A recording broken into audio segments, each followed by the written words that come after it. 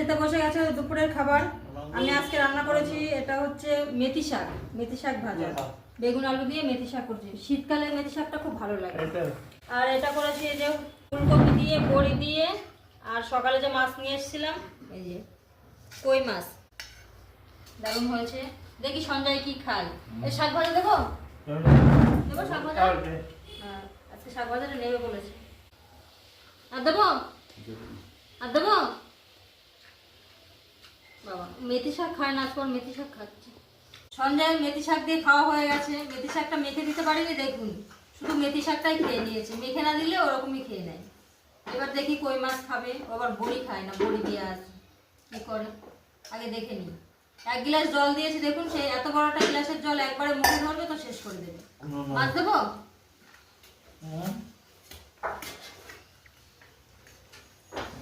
কই মাছগুলো বেশ ভালোই বড়, দেখুন মাছ, আলু, বড়ি পড়লে ওরা বড়ি খাবে না,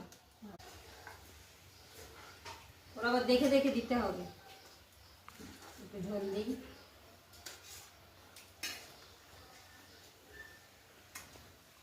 বড়ি আছে, বড়ি দেওয়া যাবে না।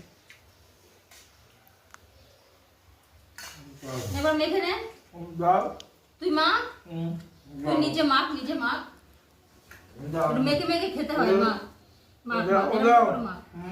দেখেছেন কিছুতেই নিজে মাখবে না, আমার হাতটা ঠেসে ঠেসে দিচ্ছে। তো মেখেই দিই, কবে যে মাখতে পারবে কে জানে। ও এবার খেতে থাক, আমরা সবাই খাবো। দেরি হয়ে গেছে, আজকে এমনি বৃহস্পতিবার তো মাছ আনতে গেলাম সকালে, তারপরে রান্না করলাম, পুজো দিয়ে এলাম, দেরি হয়ে গেছে। তো আমরা এবার খেয়ে নিই। আস্তে আস্তে খা, কাটাটা বেছে খা, এনে মাছ নে, কাটা বেছে খা, খা আমি যাই।